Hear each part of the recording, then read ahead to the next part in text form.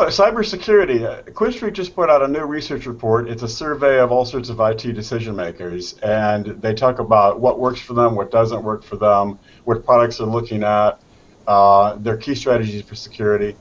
I'm wondering, among the four of you, what was it you found particularly noteworthy about the QuinStreet research report, which, by the way, is a free download? I mean, what really stuck out to you? And was there something you thought was particularly noteworthy from the report? Well, James, there were a couple of numbers that jumped out rather alarmingly at me. One was that 27% of small businesses and 24% of mid-sized businesses said that preventing cyber attacks was not a major issue for them.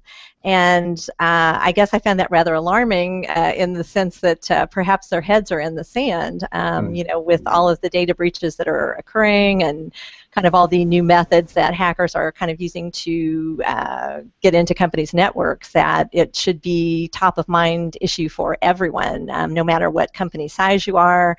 And so I thought those numbers, I guess, seemed a little disturbingly high. Maybe some false optimism out there. Maybe a little false optimism, Yeah. exactly. Sean, what struck you about the security report? What really stood out? What struck me, honestly, I wasn't too surprised. We talk about these things every day on eWiki Security Planet and the other QuinStreet Enterprise sites, where we see all kinds of reports where people say, hey, we've been breached. So the big number, the 76% number, may be a little high, not really all that surprising. Perhaps what was more surprising to me, though, was the difference between organization sizes. And I encourage everybody listening to this e-seminar to download the full report so they can get the full color on that.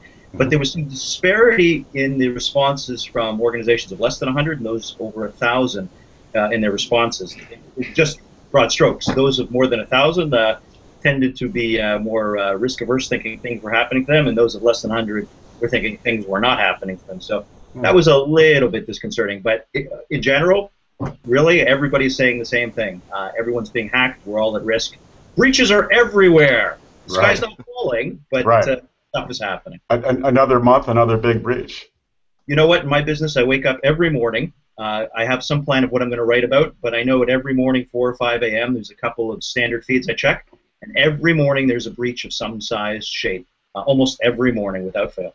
Right. I think from the report, it was 76% said that they had been breached, at least in the last year, and I think companies don't even know when they've been breached. So it's many breaches out there.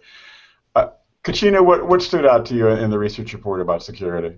Yeah, actually, to your point that you just made, it was interesting that 14% of the total respondents said that they had not had a notable breach within the last year. So that may mean that they had something happen that they just don't want to talk about, or they may think that they have not experienced any sort of breach or infiltration, and then it might be interesting to find out whether that was true of all 14%, because from everything that we all follow every day, that seems unlikely, as Sean said.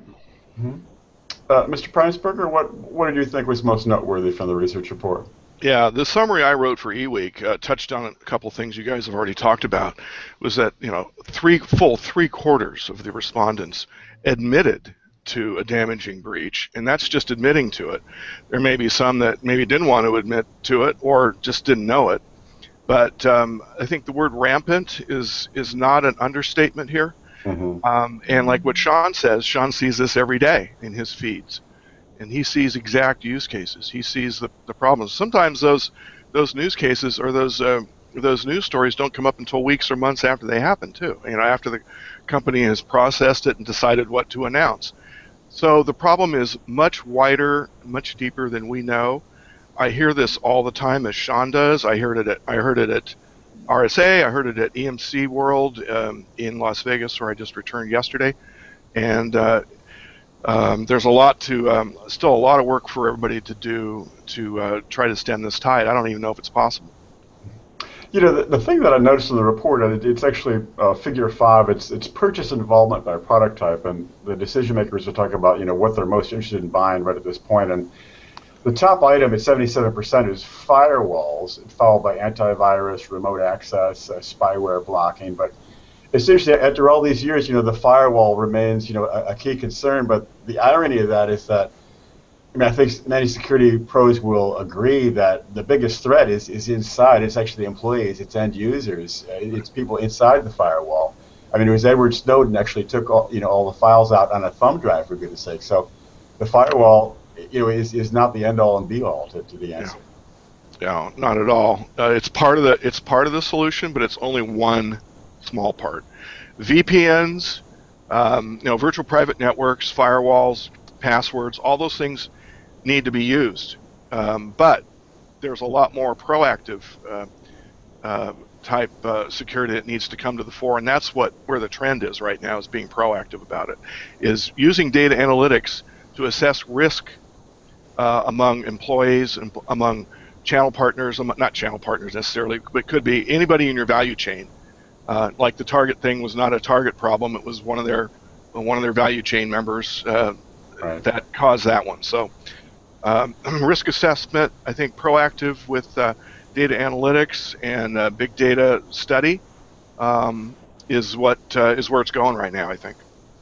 I'll just jump in there, James, because I'm a network guy, so I love firewalls. And I think really the question is, historically we always deploy firewalls at the edge of the network. And then to your point about insiders, because the perimeter has changed. So the real answer today is still firewalls, because that's your control point as a control mechanism, but some form of micro-segmentation. So you have, whether it's software-defined network constructs, traditional VPNs, or some other kind of micro-segmentation of your network where you have multiple sets of firewalls, multiple sets of choke points and control points, where you're doing that deep packet inspection to protect against one microsegment against another. Let's take Snowden for an example. Okay, maybe an external firewall might not have stopped him, but if there was microsegmentation within the NSA's own four walls, as it were, at Fort Meade, then one area of the company wouldn't have gotten to another. So the firewall still has a place. The question is, rather, instead of having one wall, what we're talking about is many walls. Yeah. Sean, are people using those now, or what? Firewalls? Yeah. Just look at... No. I mean the segmentation. Not as much as they should, but that's something that you and I probably heard a lot of at RSA. The VMware guys were talking a lot about, because from a product perspective, NSX fits in there. The Cisco guys that I spoke with, and I'll have some great stories on eWeek and eSecurity Planet in the coming weeks on that, are definitely advocating for that. And then some of these next generation vendors. But truth is, it's not actually happening as much as it should. This is more of a proactive, forward-looking thing that should happen, but it's not, to your point, Chris, it's not actually really happening widespread today.